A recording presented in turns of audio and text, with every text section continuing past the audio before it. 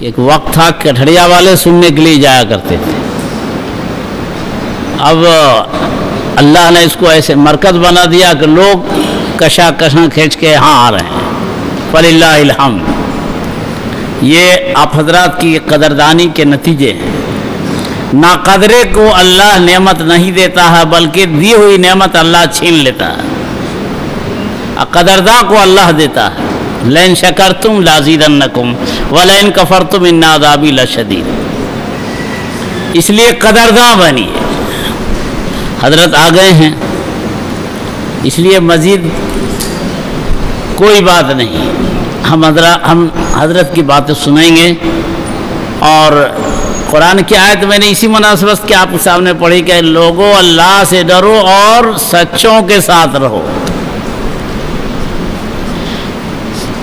صحبت کا اثر پڑتا ہے. ہر صحبت کے اثرات ہوتے ہیں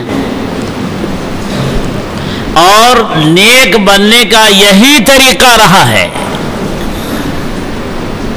کہ جن کو جیسی صحبت ملے اس لحاظ سے اس کے اثرات اس کے اندر آئے.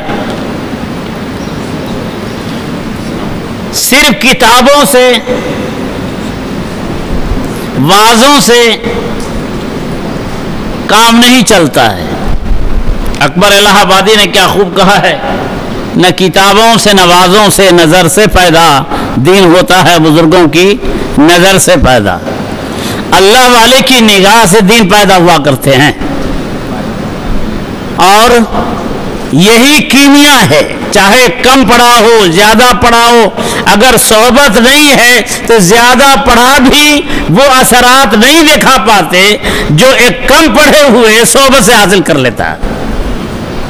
تاریخ الٹ کے دیکھیے نا، جب صحبت کے اثرات ہوئے ہیں تو گدھا اور شاہوں پر اثرات ہوئے اس کے. ایک واقعہ بیان کر کے ختم کرنا، مجھے بولنا بھی اچھا نہیں لگتا ہے لیکن جو ہے وہ اپنی سعادت سمجھ کر. جب صحبت رہی ہے تو کیا گل کھلا ہے. آج دیکھیے ہر بڑے چھوٹے کی منہ پر جھوٹ فریب دغا کے اثرات ہیں. کیوں؟ اوپر سے چلتا ہے. الناس علی دین ملوکہم. لوگ جیسا بادشاہ ہوتا ہے اس کے اثرات سب پر ہوتے ہیں. خود ہندوستان کا واقعہ. بزرگوں کے صحبت کے کیا اثرات ہوتے ہیں. آپ نے نام سنا ہوگا خواجہ قطب الدین بختیار کاکی رحمۃ اللہ علیہ. بہت بڑے بزرگ تھے. حضرت کا انتقال ہوا. جب انتقال ہوا ہے تو جنازے میں بڑی تعداد، کچھ جنازے میں تو لوگ جاتے ہیں اس کی وجہ سے اللہ مردے کی بخشش فرماتے ہیں. کچھ جنازے میں لوگ اپنی سعادت سمجھ کر کے جاتے ہیں کہ اللہ والے کے جنازہ ہے. مور و مغز کی طرح زبردست بھیڑ، زبردست مجمع، کنٹرول سے باہر جنازہ رکھا ہوا ہے. اتنے میں ایک صاحب نامودار ہوتا ہے اور یہ کہتا میں حضرت کا وصی ہوں، حضرت نے مجھے وصیت کی ہے، میں اس وصیت کو آپ حضرات کے سامنے سنانا چاہتا ہوں. اس نے کہا کہ حضرت نے مجھے وصیت کی ہے، حضرت خواجہ قطب الدین بختیار کاکی رحمۃ اللہ علیہ جس کی جنازہ پڑھی جانی ہے، انہوں نے ہم کو وصیت کیا ہے کہ میرے جنازے کی نماز وہی شخص پڑھائے گا جس میں 4 صفات ہوں. نمبر 1، جنازہ پڑھانے والے کی تکبیر اولیٰ کبھی فوت نہ ہوئی ہے. جماعت سے جو نماز ہوتی ہے امام جس میں اللہ اکبر کہے تو اسی وقت وہ شامل ہو. وہی شخص جنازے کی نماز پڑھائے گا جس کی تکبیر اولیٰ کبھی فوت نہ ہوئی ہو. نمبر 1، زندگی کے اس مدت میں جو ایسا شخص جس کی تکبیر اولیٰ نہ فوت ہوئی ہو. ایک. دوسری بات یہ کہ تہجد کی اس کی نماز کبھی نہ قضا ہوئی ہو. اب کون آدمی ہو، لوگ حیران، مجمع زبردست ہے. تیسری شرط یہ ہے کہ اس کی نگاہ کسی غیر محرم پر غلط نہ پڑی ہو کبھی بھی. اللہ اکبر، مجمع زبردست ہے. اس صفات کے کون آدمی ہوں گے؟ چوتھی صفت یہ ہے کہ عصر سے پہلے جو 4 رکعت سنت ہے یہ بھی کبھی نہ چھٹی ہو اس کی، نہ فرض ہے نہ واجب ہے. اب ایسا آدمی کہاں سے مجمع پہ صاف سن گیا؟ کون آدمی جنازے کی نماز پڑھائے گا؟ مجمع کنٹرول سے باہر ہے، کہیں سے کچھ نظر نہیں آیا. تو ایک صاحب نقاب اوڑھے ہوئے آیا، حضرت کے چہرے سے کفن اٹھایا اور کہا حضرت آپ تو اس دنیا سے چلے گئے، لیکن میرا ایک راز تھا اللہ کے درمیان میرے درمیان جو میں اور میرا اللہ ہی جانتا تھا اور کوئی نہیں جانتا تھا، آپ نے حضرت مجھے رسوا کر دیا.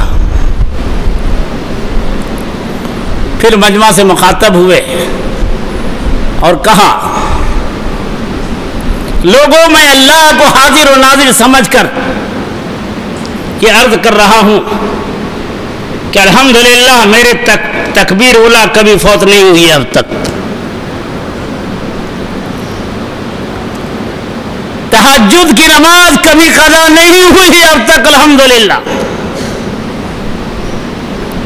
میری نگاہ غیر محرم کی طرف آج تک کبھی نہیں اٹھی ہے الحمدللہ. اور عصر سے پہلے کی سنت بھی کبھی قضا نہیں ہوئی ہے، اور انہوں نے جنازے کی نماز پڑھایا. یہ کون تھے جس میں یہ صفات اللہ نے عطا فرمایا تھا؟ اب کس کے برکات تھے؟ یہ سب فیض صحبت سے تھا. کوئی عالم نہیں تھے، کوئی حافظ نہیں تھے. یہ کون تھے؟ ایسے شخص تھے کہ جہاں سارے حلال حرام کے تمیز توڑے جاتے ہیں. کون کون نہیں برائیاں جنم لیتی ہیں اس مسجد پر بیٹھ. ہندوستان کا بادشاہ شیخ شمس الدین التمش رحمۃ اللہ علیہ، یہ ہندوستان کے بادشاہ تھے. اور یہ خوبیاں ان میں کہاں سے آئی تھی؟ یہ صحبت ہی کے اثرات تھے. جو حضرت کے پیر تھے خواجہ قطب الدین بختیار کاکی رحمۃ اللہ علیہ، انہی کے فیض صحبت میں رہ کر یہ چیزیں انہیں حاصل ہوئی تھی. اور ان کے اندر یہ شرائط تھے کہ حضرت کی جنازے کی نماز انہوں نے پڑھایا. بھائیو بزرگوں دوستو، اس لیے ہر عیب کو ہر خامی کو آپ چھڑانا چاہیں آپ نہیں چھڑا سکتے ہیں. ایک پر دو پر محنت کریں گے، شیطانی محنت الگ ہوتی ہے. اور شیطان سے بڑا دشمن تو انسان کا نفس ہے. شیطان کو کون بہکایا تھا؟ اس میں تو شیطان تھا ہی نہیں، وہی نفسی تو تھا. اس لیے اس کا علاج اللہ نے بتایا ہے، یا ایھا الذین آمنوا اتقوا اللہ وکونوا مع الصادقین. اے لوگو، اللہ ایمان والو، اللہ سے ڈرو اور نیک لوگوں کی صحبت اختیار کرو. قربان جائیے، ہم حضرت کا شکریہ ادا کرتے ہیں. آج کے اس دور میں جہاں امت پیاسی بھی ہے اور بے طلب بھی ہے، بے طلبی بھی بڑھتی جا رہی ہے. یہ افسوس کا مقام کہ حضرت اس پیرانہ سالی میں، اس ضعیفی میں ہمارے درمیان تشریف لاتے رہتے ہیں. ان کا ہم شکریہ ادا نہیں کر سکتے. کٹہریا تو خوش نصیب ہے، انہیں مر مٹنا چاہیے.